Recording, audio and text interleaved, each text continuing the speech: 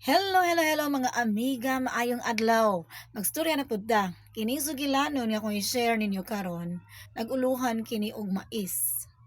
Sa usa ka katilingban adunay maanindot nga binhi sa mais. Gumikan kini sa usa ka mag-uuma nga gibantog sa iyang kamaayong tawo, ilabi na ang iyang pagkamanggihatagon. Ang katawhan sa mong katilingban kanunay nga magtumod og mga maanindot nga mais ngadto sa mga merkado sa nagkalain-laing dapit. Ug tungod kay nikatag na maong balita, ang reporter ni bisita sa ilang katilingban ug nangutana kini sa mga mag-uuma. Gitudlo si Kanor nga gumikan kaniya ang maanindot nga binhi sa mais. Gipangutana si Kanor, ngano mang imo mang gipaambit sa imong mga kasilinganan ang maanindot nga binhi sa mais nga imo man silang kompetensya?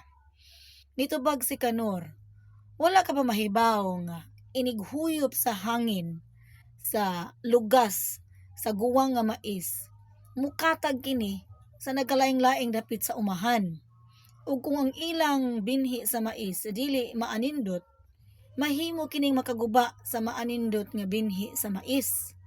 Kalipay nako nga makatabang kanila ug makahatag kanila og maayong ani sa ilang pagpaningkamot. Pareha rami mag-uuma, way labaw kanamo. Ug kining mais, iya kini sa Dios. Niining malimbungon natong kalibutan, aduna paghihapoy nagpabilin nga naghambin og putli nga kasing-kasing.